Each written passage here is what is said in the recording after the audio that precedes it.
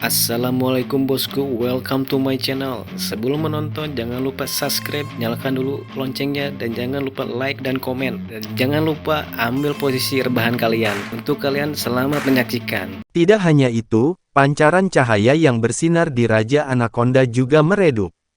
Dewa Iblis Ular Andromali melolong dengan tawa, sebelum melemparkan dirinya ke arahnya sekali lagi. Selama ini, Fata Morgana yang lahir darinya mengikuti mengabaikan segalanya dan melancarkan serangan. Dia tidak akan membiarkan kesempatan sebesar itu berlalu begitu saja. Dalam sejarah umat manusia dan iblis, situasi Dewa Iblis yang terbunuh terjadi berkali-kali, tetapi 72 pilar Dewa Iblis yang menjaga iblis tidak pernah dihancurkan. Bahkan alat ilahi tidak pernah menghancurkan harta iblis ini, untuk tidak mengatakan apa-apa tentang bola hijau manik jiwa Raja Anaconda. Setelah kesalahan perhitungan ini, Raja Anaconda menderita serangan balik yang keras karena bentrokan kekerasan yang diderita oleh bola hijau manik jiwanya, menempatkannya dalam keadaan yang sangat lemah. Dewa Iblis Ular Andromali mengambil keuntungan dari ini, dengan panik meluncurkan serangan. Untuk sesaat, tubuh Raja Anaconda terus hancur berkeping-keping, tampak agak tidak mampu bertahan. Dalam hal kekuatan, Raja Anaconda pada awalnya seharusnya memiliki keunggulan absolut, setelah semua celah antara langkah ke-9 dan puncak langkah ke-8 sesuai dengan celah yang luar biasa, dan Raja Anaconda memegang kendali penuh atas esensi unsur di area tersebut. Namun, pilar Dewa Iblis hanya menunjukkan utilitas yang terlalu besar. Tidak hanya memberi Dewa Iblis Ular cadangan yang kuat dalam esensi unsur, tetapi juga meningkatkan energi spiritual eksternalnya lebih dari 100.000 unit. Hal ini menyebabkan kesenjangan antara kedua belah pihak berkurang. Raja Anaconda sudah berhasil dalam rangkaian rencananya di masa lalu, dan ini menyebabkan kepercayaan dirinya tumbuh, sampai-sampai melakukan kesalahan fatal dengan bola hijau manik jiwanya yang menimbulkan serangan balik karena pilar Dewa Iblis, yang menyebabkan kerugian mutlak. Namun, pemboman bola hijau manik jiwa terhadap pilar Dewa Iblis sebelumnya tidak terbukti tidak berguna. Setidaknya, 4 Medusa yang tersembunyi di baliknya jatuh ke rawa-rawa karena gelombang kejut yang kuat, mengeluarkan darah dari mulut dan hidung mereka. Dengan cepat mendaki, mereka masih menghindari tenggelam ke rawa-rawa sekalipun. Meskipun 4 Medusa memiliki kemampuan yang cukup luar biasa, mereka pada akhirnya masih ular iblis dari langkah ke-6 saja. Kekuatan serangan dari bola hijau manik jiwa benar-benar ditopang oleh pilar Dewa Iblis, tetapi gelombang energi spiritual yang mengerikan yang datang menyebar ke jarak tertentu, masih melukai keempat Medusa ini. Kilatan hijau samar datang, sebelum tiba-tiba mengalami stagnasi. Gerakan dan pemberhentian yang tiba-tiba ini tampak sangat aneh, dan posisi stagnasinya adalah pusat dari area yang ditempati oleh 4 Medusa. Segera, warna hijau itu berubah menjadi tornado, meledak dalam lingkaran hijau yang tak terhitung jumlahnya. Dengan suara mendesis yang menusuk, keempat Medusa itu langsung berteriak keras. Pada saat ini mereka bahkan tidak berani membuka mata, karena fluktuasi energi spiritual yang hebat menyebabkan mereka memasuki keadaan pusing. Bagaimana jika sinar membatu jatuh pada rekan-rekan mereka? Faktanya, bahkan 4 Medusa sendiri tidak kebal terhadap sinar membatu mereka. Meskipun demikian, 4 Medusa ini masih merupakan iblis dari langkah ke-6. Rambut ular di kepala mereka menggelembung dengan panik, dalam upaya untuk melawan serangan hijau. Namun, semua rambut ular mereka direduksi menjadi pecahan setelah kontak dengan lampu hijau, yang merupakan alasan teriakan mereka. Itu adalah bagian dari tubuh mereka sendiri. Tiba-tiba mendengar teriakan di belakangnya, Dewa Iblis Ular Andromali tanpa sadar menoleh ke belakang. Penampilan ini tampak acuh tak acuh, tetapi menyebabkan dia pucat ketakutan pada saat berikutnya. Karena penyembunyian pilar Dewa Iblis, dia tidak dapat dengan jelas melihat penampakan lampu hijau itu. Dalam alur pemikirannya, dia secara alami mengaitkannya dengan Anaconda, lagi pula energi spiritual yang dipancarkan oleh mereka juga berwarna ini. Pada saat dia sedang berperang dengan Raja Anaconda, ditambah dengan fakta bahwa energi spiritual di sekitarnya berada di bawah kendali Raja Anaconda, ini akan sangat mempengaruhi rencananya. Keempat Medusa akhirnya tidak tahan lagi, dan membuka mata mereka. Rambut ular mereka dipelintir dalam cahaya, dan aura tajam itu sudah terulur dari mereka. Baik itu iblis atau manusia, dalam keadaan seperti itu, siapapun akan memilih untuk menyelamatkan diri. Dan mereka bagaimanapun juga dapat merasakan lokasi musuh, tetapi pada saat mereka membuka mata, orang-orang yang muncul di depan mata mereka adalah kerabat mereka sendiri. Adapun sosok hijau yang indah dari siapa keterampilan mempesona itu berasal, itu beberapa meter dari pandangan mereka, menyebabkan dia berada di luar bidang pandang mereka. Mereka berempat langsung membatu, karena empat Medusa akhirnya saling memukul. Setelah membatu, tubuh mereka tenggelam ke rawa-rawa. Lampu hijau itu bahkan tidak memberi mereka kesempatan untuk dimakamkan. Segera menendang keempat-empat Medusa yang membatu, dia mengirim mereka terbang menuju pohon anggur yang jauh. Dengan kilatan hijau, mereka menghilang dari balik pilar Dewa Iblis. Ark, Dewa Iblis ular Andromali berteriak dengan marah. Di antara ular iblis, kerabatnya yang paling berharga adalah para Medusa. Karena kemampuan membatu mereka, mereproduksi mereka sangat sulit. Dan dengan tingkat kekuatan mereka, mereka membentuk lengan kiri dan kanan Dewa Ular Iblis. Empat Medusa dewasa di antara seluruh ras mereka hanya memiliki hitungan 6, di antaranya 2 yang terakhir mengawasi wilayah itu, sementara 4 lainnya dibawa oleh Dewa Iblis Ular Andromali. Tapi dia tidak pernah menyangka bahwa keempat Medusa ini benar-benar akan mati dalam keadaan keruh seperti itu. Dalam kemarahannya, itu secara alami melawan Raja Anaconda terhadap siapa semua kemarahannya diarahkan. Permusuhan ini hanya bisa disapu bersih dengan darah musuh. Kali ini, Raja Anaconda akhirnya disalahkan secara tidak adil, dan bahkan dia tidak dapat membuat kepala atau ekor dari situasi ini.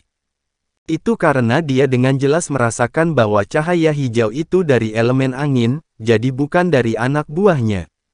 Namun, karena orang lain membantunya, ini membuat satu alasan lagi dia tidak bisa membiarkan dirinya dilakukan oleh Dewa Iblis Ular Andromali. Selain itu, dengan hilangnya ancaman keempat-empat Medusa, tekanan padanya berkurang dengan selisih yang besar. Waktu moderasi ini memungkinkan dia untuk memulihkan banyak energi spiritualnya, dan sekaranglah saatnya untuk meletus, dalam pertempuran sampai mati melawan Dewa Iblis Ular Andromali. Keempat Medusa yang membatu sudah dipindahkan ke Liontin Melody Long Hao Shen. Jika dia tidak mengambil kesempatan bagus seperti yang sebelumnya, Long Hao Shen tidak akan jujur pada dirinya sendiri. Medusa bersaudara tentu memiliki persepsi yang baik, yang dapat dilihat dari kemampuan mereka untuk merasakan lingkungan mereka bahkan dengan mata tertutup. Jika mereka tidak memiliki persepsi yang cukup baik, bagaimana mereka bisa membidik musuh tanpa penglihatan mereka? Untuk alasan ini, Long Hao Shen mengunci tujuannya di empat Medusa tetapi tidak mengurus ini sendiri.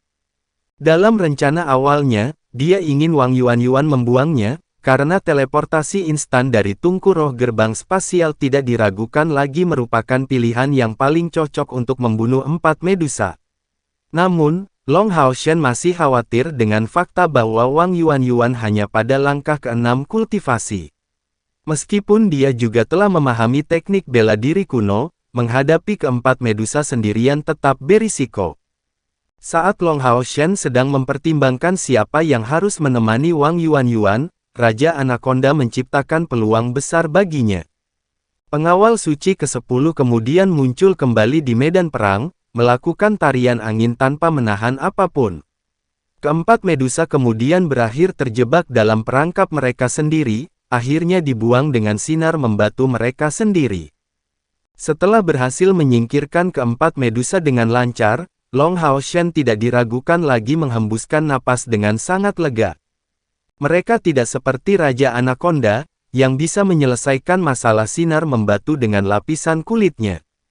Sementara menyelesaikan beberapa masalah kemudian, ini juga membebaskan Raja Anaconda dari ketidaknyamanan yang luar biasa.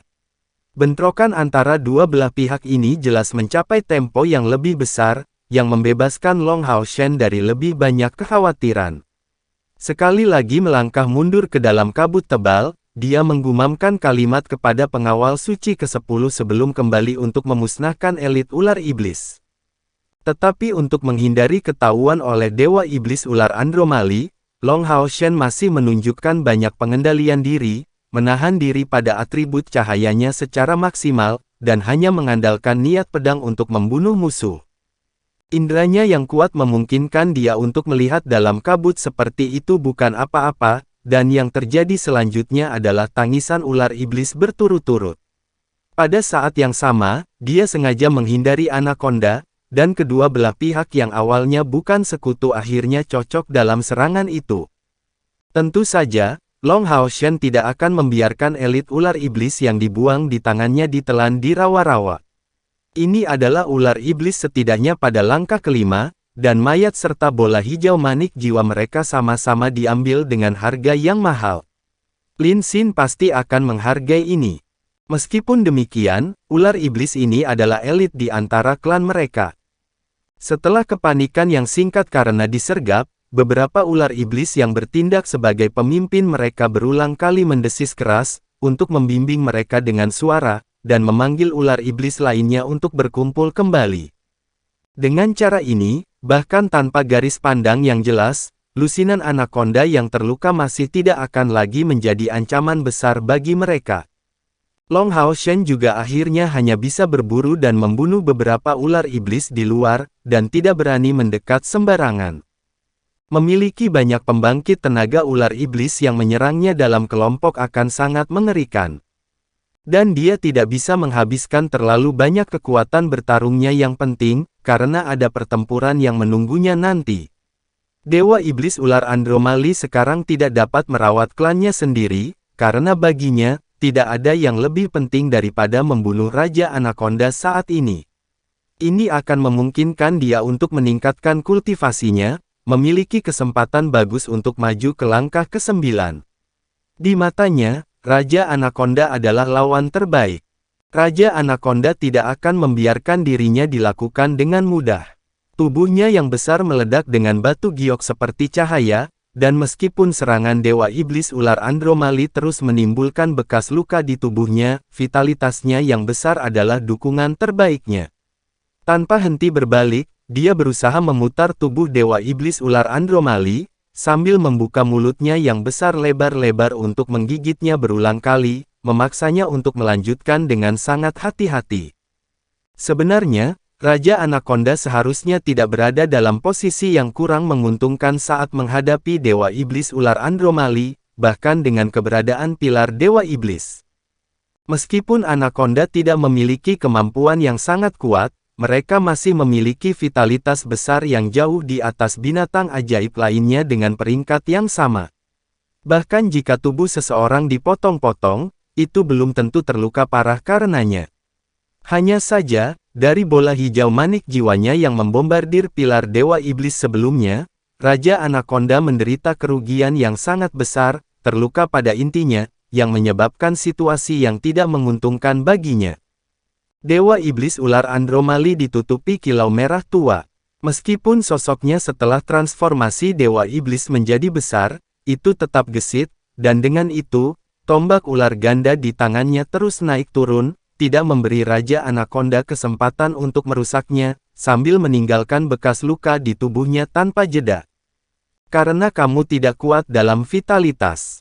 Kalau begitu biarkan aku menghabiskan vitalitasmu sampai mati. Pada saat yang sama, Dewa Iblis Ular Andromali masih memiliki ketakutan besar terhadap bola hijau manik jiwa Raja Anaconda, itulah sebabnya dia tidak berani menggunakan seluruh kekuatannya sekaligus. Kelicikan Raja Anaconda adalah sesuatu yang memberinya masalah tidak sekali atau dua kali. Darah hijau tua terus mengalir keluar dari konfrontasi antara kedua belah pijak besar ini. Raja Anaconda tampak melemah, dan dengan cadangan dari pilar Dewa Iblis, energi spiritual kegelapan Dewa Iblis Ular Andromali tampak tidak ada habisnya. Di atas tombak ularnya, pancaran merah tua sepanjang 10 meter disemprotkan. Dia bahkan tidak menggunakan keterampilan untuk menyerang dari kejauhan, berulang kali melompat, dan menyerang. Yang dia gunakan hanyalah cara paling langsung dan biadab untuk melukai Raja Anaconda yang besar. Akhirnya, tubuh Raja Anaconda menjadi tidak tahan, dan tiba-tiba melolong marah, dia sekali lagi menyemburkan cahaya hijau tua. Dewa Iblis Ular Andromali tetap sangat tegang sampai sekarang, hanya menunggu ini. Dengan kilatan cahaya hitam kemerahan, tubuhnya menghilang tanpa dasar, muncul di bagian belakang pilar Dewa Iblisnya. Tidak ada keraguan bahwa dia sedang menunggu ini. Pada saat bola hijau manik jiwa Raja Anaconda sekali lagi menghancurkan pilar Dewa Iblis, kemenangannya akan menjadi pasti. Namun, sama seperti Dewa Iblis Ular Andromali yang terus licik melawan Raja Anaconda juga merencanakan untuk melawannya. Lampu hijau tua itu hanya maju sejauh 1 meter, sebelum diserap kembali, tanpa menembak secara nyata. Kemudian, Raja Anaconda yang besar langsung tenggelam ke rawa-rawa. Rawa-rawa, ini adalah wilayah sebenarnya dari Raja Anaconda. Alasan mengapa Raja Anaconda tidak melakukan ini sebelumnya bukan karena dia tidak mau, tetapi karena dia tidak berani. Dengan seberapa besar tubuhnya, bahkan jika kekuatannya bahkan lebih besar, memasuki rawa-rawa membutuhkan waktu, dan rentang waktu yang singkat itu cukup bagi Dewa Iblis Ular Andromali untuk menimbulkan luka serius padanya. Jadi kali ini, giliran Dewa Iblis Ular Andromali untuk menjadi orang yang tertipu.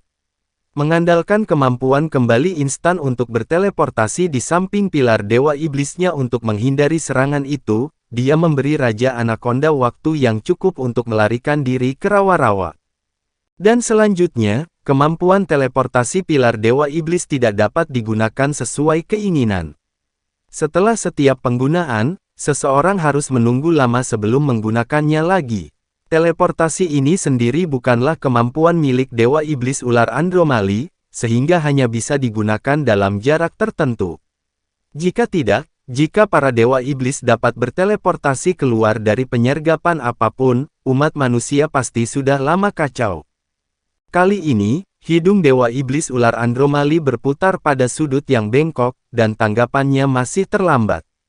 Raja Anaconda sudah kembali ke rawa-rawa, dan yang bisa dia lakukan hanyalah melampiaskannya di rawa-rawa ini, menyerangnya dengan kekuatan penuh dengan harapan dapat menimbulkan beberapa luka pada Raja Anaconda secara tidak langsung. Dalam cairan itu, Raja Anaconda seperti ikan di dalam air, dan jejak kehadirannya menghilang seketika. Kedua belah pihak ini bertarung dengan kelicikan satu sama lain, dan dengan strategi yang diandalkan kedua belah pihak, dapat dikatakan bahwa tidak ada dari mereka yang berhasil sepenuhnya menekan yang lain. Dewa Iblis Ular Andromali juga sangat lihai. Melihat lawannya menghilang, ekornya yang kasar segera terlempar ke depan pilar Dewa Iblis, mendorong dirinya untuk memanjat di atasnya, untuk meninggalkan area rawa. Hanya dengan mengandalkan pilar Dewa Iblis, kekuatannya ditampilkan pada ketinggian terbesarnya sementara Raja Anaconda sangat lemah. Dengan musuh yang tidak terlihat, dia memilih pilihan yang paling dapat diandalkan, benar-benar membuktikan dirinya sebagai salah satu dari 72 Dewa Iblis. Raja Anaconda tidak menunjukkan inisiatif menyerang sekali lagi, menunggu kesempatan. Waktu mereka berjuang sepuasnya tepat sebelum terlihat mereda. Fluktuasi energi spiritual yang kuat beredar di udara, dan keduanya tahu lawan mereka sedang mengawasi mereka, tetapi tidak ada yang berani bergerak. Pada tingkat kekuatan mereka, jika seseorang terluka parah, membalikkan situasi akan sangat sulit. Raja Anaconda telah mengancam hidupnya sebelumnya, dan jika bukan karena bagaimana dia menipu Andromali, dia sangat mungkin telah ditekan sampai mati. Otak Andromali beroperasi dengan cepat, dan indranya menyebar. Mengarahkan tombak ularnya ke tanah, dia tidak berani bersantai. Namun, dia dengan cepat menemukan kesempatan. Sekarang tubuh Raja Anaconda menghilang di rawa-rawa, gua yang dia halangi sebelumnya muncul dalam pandangannya. Dari sudut pandang manusia, gua ini bisa dianggap sangat besar, tetapi bagi Raja Anaconda atau Dewa Iblis yang mengubah Andromali itu tidak terlalu luas. Diameternya kira-kira 30 meter, seluruh gua dikelilingi tanaman merambat, menyebar dari rawa-rawa. Samar-samar, orang bisa melihat cahaya redup bersinar di dalam gua. Tanpa ragu, hidup lebih berharga daripada harta apapun, dan setelah diancam secara fatal, Raja Anaconda harus meninggalkan pertahanan gua ini. Senyum dingin muncul di wajah Andromali, jadi apa yang sembunyikan? Oke, tapi saya tidak percaya Anda akan meninggalkan gua. Harta karun di dalam gua ini pada awalnya adalah tujuan pertama Andromali. Tidak peduli apakah dia bisa membunuh Raja Anaconda atau mencari harta karun ini, hasil akhirnya bagus. Setidaknya ini tidak akan berubah menjadi perjalanan yang panjang. Setelah mengunci targetnya, Andromali bergerak tanpa terburu-buru. Menempelkan dirinya ke pilar Dewa Iblisnya, dia terus bernapas. Pilar itu mulai memancarkan sinar hitam cemerlang, yang diserap ke dalam perutnya. Ini terus meningkatkan perawakannya yang mengesankan, dan memulihkan energi spiritual yang telah dia konsumsi sebelumnya dengan kecepatan yang mencengangkan.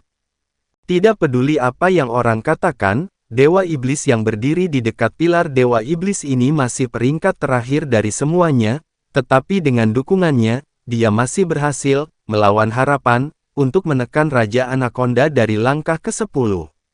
Raja Anaconda dari langkah ke-10.